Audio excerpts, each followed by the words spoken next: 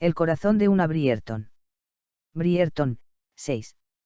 Autora, Julia Quinn. Traducción, Mireia Terés Loriente. Audiolibro hecho por Aikaba Torayami. Capítulo 21. Unas pocas letras para decirte que he llegado bien a Escocia. Debo decir que me alegra estar aquí. Londres estaba tan estimulante como siempre, pero creo que yo necesitaba un poco de silencio y quietud. Aquí en el campo me siento mucho más centrada y en paz. De la carta de la condesa de Kilmartin a su madre, la vizcondesa Brierton viuda, al día siguiente de su llegada a Kilmartin. 3 semanas después, Francesca seguía sin saber qué hacer. Michael le había planteado el tema del matrimonio otras 2 veces, y cada vez ella había logrado evadir la respuesta. Si consideraba su proposición, tendría que pensar, de verdad. Tendría que pensar en él, tendría que pensar en Ion y, lo peor de todo, tendría que pensar en ella. Y tendría que decidir qué hacer. Vivía diciéndose que solo se casaría con él si quedaba embarazada, pero una y otra vez volvía a la habitación de él y se dejaba seducir cada vez. Aunque en realidad eso último ya no era cierto. Se engañaba si creía que necesitaba que él la sedujera para hacerle espacio en su cama. Ella se había convertido en la mala, por mucho que intentara ocultarse de esa realidad diciéndose que salía a vagar por la noche en camisón y bata porque estaba desasosegada, no porque fuera a buscar la compañía de él. Pero siempre lo encontraba. Y si no lo encontraba, se colocaba en un lugar donde él la encontrara. Y jamás decía no. Michael se estaba impacientando. Lo disimulaba, pero ella lo conocía bien. Lo conocía mejor de lo que conocía a ninguna otra persona del planeta, y aunque él insistía en que la estaba cortejando, galanteándola con frases y gestos románticos, ella veía las sutiles arruguitas de impaciencia alrededor de su boca. Cuando él comenzaba una conversación que ella sabía que llevaba al tema del matrimonio, siempre cambiaba el tema antes de que él llegara a decir la palabra. Él la dejaba salirse con la suya, pero le cambiaba la expresión de los ojos, se le ponía rígida la mandíbula y después, cuando le hacía el amor, lo que siempre hacía después de momentos como esos, lo hacía con renovada urgencia e incluso con un asomo de rabia. De todos modos, eso no bastaba para incitarla a actuar. No podía decirle sí. No sabía por qué, simplemente no. Podía. Pero tampoco podía decirle no. Tal vez era mala, y tal vez era una lujuriosa, pero no deseaba que eso acabara. No quería que acabara la pasión y tampoco quería, se veía obligada a reconocer, quedarse sin su compañía. Y no era solo la relación sexual, eran los momentos posteriores, cuando yacía acurrucada en sus brazos y él le acariciaba suavemente el pelo. A veces estaban callados, pero a veces hablaban, de cualquier cosa y de todo. Él le explicaba cosas de India y ella le hablaba de su infancia. Ella le daba opiniones sobre los asuntos políticos y él la escuchaba.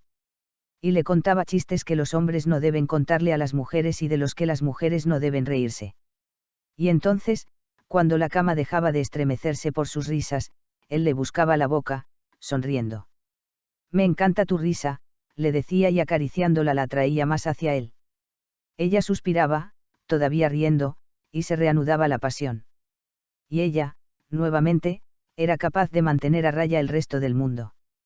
Y entonces, le vino la regla.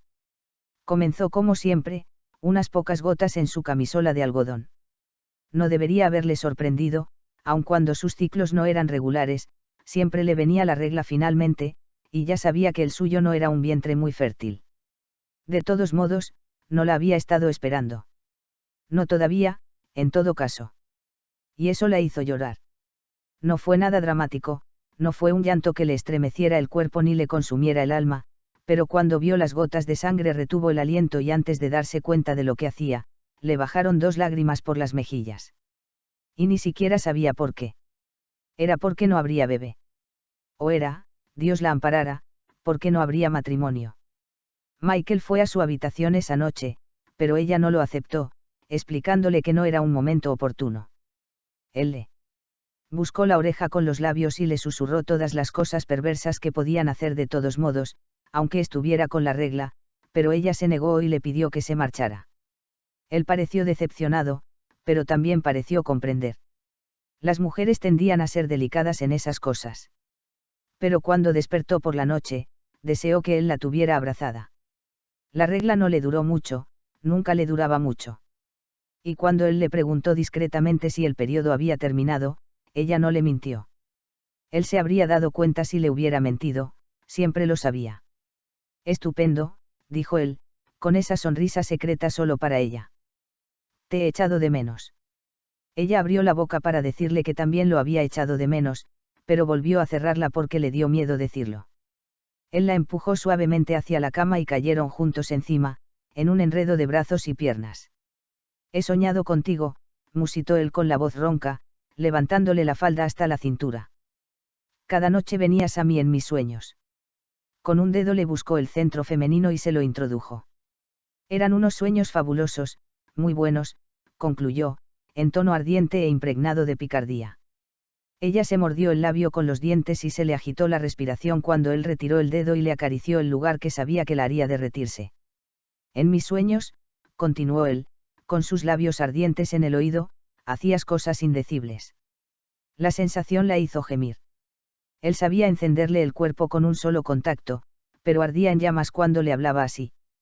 Cosas distintas, musitó él, separándole más las piernas.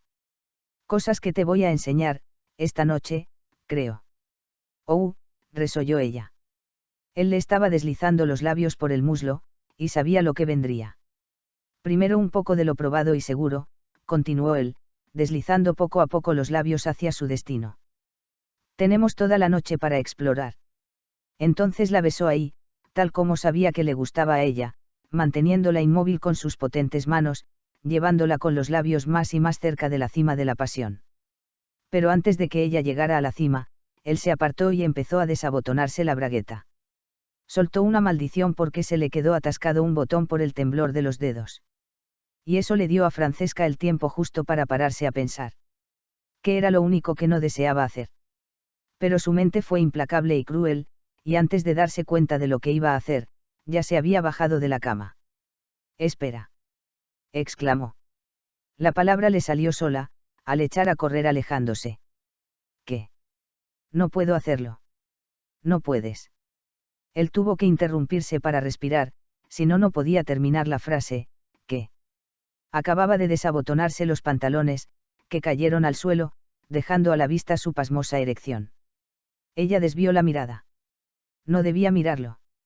No debía mirarle la cara, no debía mirarle su. No puedo, dijo, con voz trémula. No debo. No lo sé. Yo sí lo sé, bramó él, acercándosele. No. Exclamó ella, corriendo hacia la puerta. Llevaba semanas jugando con fuego, tentando al destino, y se había ganado su suerte. Si había un momento para escapar, era ese. Y por difícil que le resultara marcharse, debía hacerlo. No era ese tipo de mujer. No podía serlo. No puedo continuar con esto, dijo, con la espalda apoyada en la dura madera de la puerta. No puedo. Esto. Lo deseo, pensó. Aun sabiendo que no debía, no se le escapaba el hecho de que lo deseaba de todos modos. Pero si le decía eso, la haría él cambiar de decisión. Él era capaz, sabía que él podría. Un beso, una caricia, y perdería toda su resolución. Él se limitó a subirse los pantalones, mascullando una maldición. Ya no sé quién soy, dijo ella. No soy este tipo de mujer. ¿Qué tipo de mujer? Ladró él. Una lujuriosa. Una mujer perdida. Entonces cásate conmigo, replicó él. Desde el principio te he ofrecido hacerte respetable, pero tú te has negado. Ahí sí que la tenía pillada, y lo sabía. Pero al parecer la lógica no tenía ningún lugar en su corazón últimamente, y lo único que lograba pensar era cómo podría casarse con él. ¿Cómo podría casarse con Michael? No debería sentir esto por ningún otro hombre, dijo, sin poder creer que hubiera pronunciado esas palabras en voz alta. ¿Sentir qué? Ella tragó saliva, obligándose a mirarlo a la cara.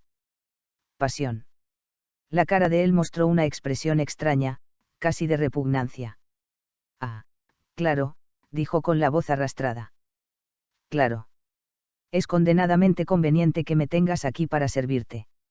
No. Exclamó ella, horrorizada por el desprecio que detectó en su voz. No es eso. No. No, contestó, pero no sabía qué era. Él hizo una respiración rasposa y le dio la espalda, con el cuerpo rígido de tensión. Ella le miró la espalda con una terrible fascinación, sin poder desviar los ojos. Tenía suelta la camisa, y aunque no le veía la cara, conocía su cuerpo, hasta su última curva. Se veía desolado, endurecido. Agotado. ¿Por qué te quedas? Le preguntó él en voz baja, apoyando las dos palmas en el borde de la cama. ¿Qué? ¿Por qué te quedas? Repitió él, elevando el volumen de la voz pero sin descontrolarse. Si tanto me odias, ¿por qué te quedas? No te odio. ¿Sabes qué? No sé nada, Francesca, ni una maldita cosa. Ni siquiera a ti te conozco ya. Se le tensaron los hombros al enterrar los dedos en el colchón. Ella alcanzaba a verle una mano, tenía los nudillos blancos. No te odio, repitió, como si diciendo dos veces las palabras las transformara en algo sólido, palpable y real, como para obligarlo a agarrarse a ellas. No. No te odio. Él guardó silencio. No es por ti, es por mí, dijo, suplicante. Aunque suplicándole que, no lo sabía. Tal vez que no la odiara. Eso era lo único que no se creía capaz de soportar. Pero él simplemente se echó a reír. Una risa horrible, amarga, ronca. Ay, Francesca, dijo, y el matiz desdeñoso pareció hacer frágiles las palabras, si yo tuviera una libra por cada vez que he dicho, eso. Ella apretó los labios. No le gustaba que le recordara a todas las mujeres que habían pasado por su vida antes que ella. No quería saber nada de ellas, no deseaba ni recordar su existencia. ¿Por qué te quedas? Preguntó él otra vez, girándose a mirarla. Ella casi se tambaleó al ver el brillo de sus ojos, como fuego. Michael, yo. ¿Por qué? Repitió él, su voz casi un rugido, por la furia. Tenía la cara endurecida por surcos de furia y ella, por instinto, alargó la mano hacia el pomo de la puerta. ¿Por qué te quedas, Francesca? Insistió él, avanzando hacia ella con la gracia felina de un tigre. No hay nada para ti aquí en Kilmartin, aparte de, esto. Ella ahogó una exclamación cuando él le puso las manos en los hombros, y se le escapó un gritito de sorpresa cuando posó los labios en los de ella. Fue un beso violento, inspirado por la rabia y la desesperación, pero de todos modos su traicionero cuerpo no deseó otra cosa que fundirse con él, dejarlo hacer lo que deseara y que concentrara en ella todas sus seductoras atenciones. Lo deseaba, Dios santo, incluso así, lo deseaba. Y temía que jamás aprendería a decir no. Pero él se apartó. Él, no ella. ¿Es eso lo que deseas? Le preguntó, con la voz ronca, áspera. Solo eso. Ella no contestó, ni siquiera se movió, simplemente lo siguió mirando, con los ojos agrandados. ¿Por qué te quedas? Preguntó nuevamente, y ella comprendió que lo preguntaba por última vez. No supo qué contestar. Él le dio unos cuantos segundos. Esperó que ella dijera algo, hasta que el silencio pareció elevarse entre ellos como un monstruo, pero cada vez que ella abría la boca no le salía ningún sonido, y lo único que podía hacer era mirarle a la cara, temblando. Él masculló una maldición y le dio la espalda. Vete. Ahora mismo. Te quiero fuera de la casa. Ella no lo pudo creer, no podía creer que él la estuviera echando. ¿Qué? Si no puedes estar conmigo, dijo él, sin volverse a mirarla, si no puedes entregarte a mí toda entera, prefiero que te marches. Michael. Musitó ella, con la voz apenas en un susurro. No soporto esta existencia a medias, continuó él, en voz tan baja que ella no supo si lo había oído bien. ¿Por qué? Logró decir, fue lo único que se le ocurrió. Creyó que él no le iba a contestar. Notó que el cuerpo le ponía terriblemente tenso, y luego le comenzó a temblar. Sin querer se cubrió la boca. Es que él estaba llorando. Podía ser que se estuviera riendo. ¡Ay, Dios, Francesca!, dijo él, con la voz interrumpida por una risa burlona. Vamos, esa sí es una buena pregunta. ¿Por qué? ¿Por qué? ¿Por qué? Repitió, cambiando el tono cada vez, como si quisiera probarla, como si se la hiciera a diferentes personas. ¿Por qué? Repitió otra vez, girándose a mirarla. ¿Por qué te quiero? Maldita sea.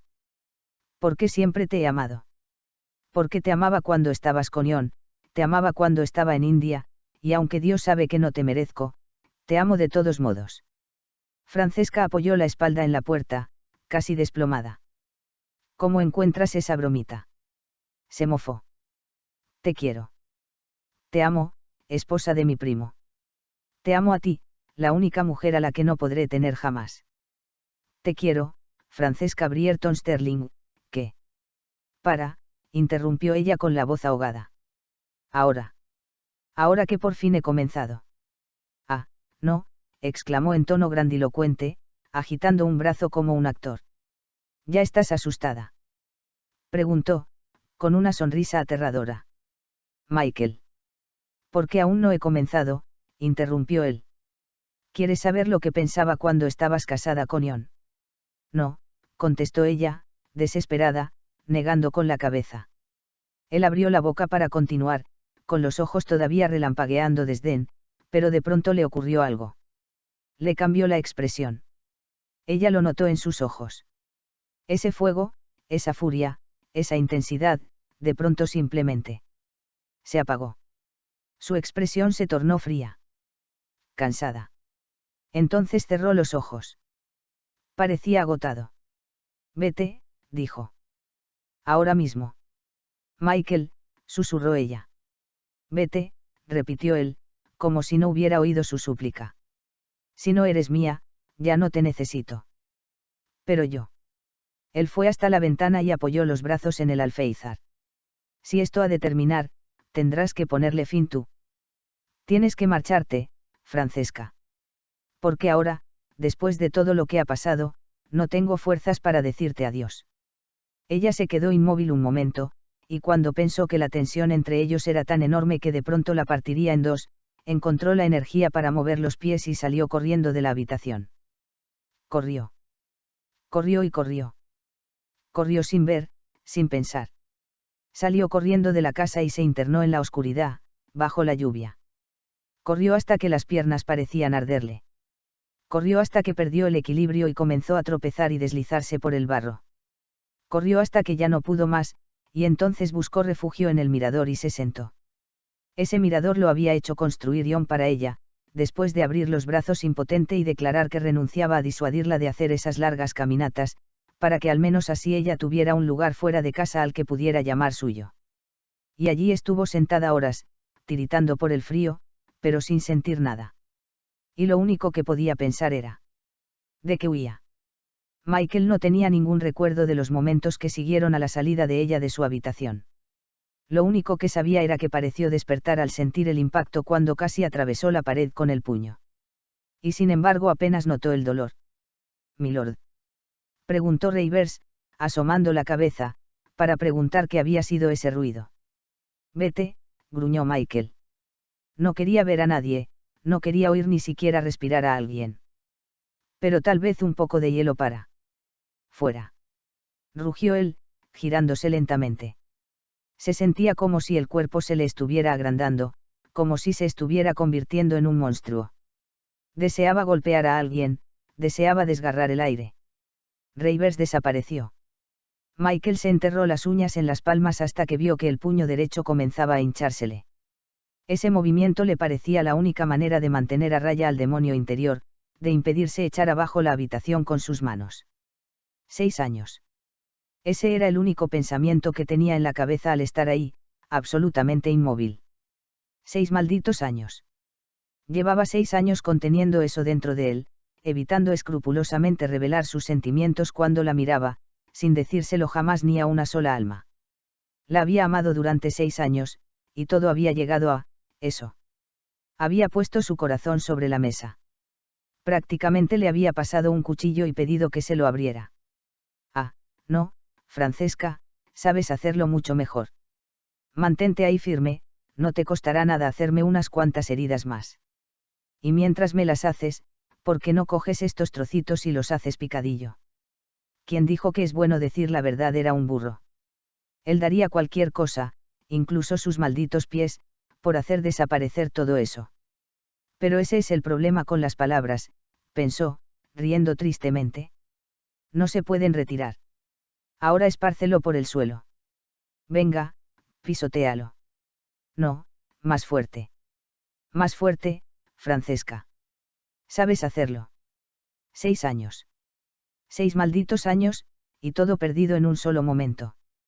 Y todo porque él pensó que realmente podría tener derecho a sentirse feliz. Debería haber sabido que no. Y para el grandioso final, préndele fuego, maldita sea. Bravo, Francesca. Ahí iba su corazón. Se miró las manos. Se había dejado las marcas de las uñas en las palmas. Una se le enterró y le rompió la piel. ¿Qué podía hacer? ¿Qué demonios podía hacer ahora? No podía seguir viviendo sin que ella supiera la verdad. Durante 6 años, todos sus pensamientos y actos habían girado en torno a procurar que ella no lo supiera. Todos los hombres tienen un objetivo en la vida, y ese había sido el suyo. Asegurar que ella nunca lo descubriera. Se dejó caer en su sillón, sin poder contener su risa de loco maniático. Venga, Michael, pensó, haciendo temblar el asiento con los estremecimientos de la risa, y bajando la cabeza hasta apoyar la cara en las manos, bienvenido al resto de tu vida. Resultó que su segundo acto comenzó antes de lo que esperaba, con un suave golpe en la puerta, 3 horas después. Él seguía sentado en el sillón, y la única concesión que había hecho al paso del tiempo había sido dejar de apoyar la cara en las manos, enderezarse y apoyar la cabeza en el respaldo. Ya llevaba un buen rato así, con el cuello inmóvil. E incómodo, mirando sin ver un punto elegido al azar de la seda color crema que tapizaba la pared. Se sentía ido, lejos, y cuando oyó el golpe ni siquiera supo que era el sonido de un golpe en la puerta. Pero el golpe volvió a sonar, igual de tímido que el primero, pero insistente. Quien quiera que estuviese ahí, no se marcharía. Adelante. Rugió. Resultó ser ella. Francesca. Debería haberse levantado. Y deseó levantarse, a pesar de todo, no la odiaba, no deseaba faltarle al respeto. Pero ella le había arrancado todo, hasta el último vestigio de fuerza y finalidad, y lo único que logró hacer fue alzar levemente las cejas. ¿Qué? Preguntó, cansado. Ella abrió la boca pero no dijo nada. Estaba mojada, observó él, casi perezosamente. Debió salir de casa. Vaya tonta, con el frío que hacía fuera. ¿Qué pasa, Francesca?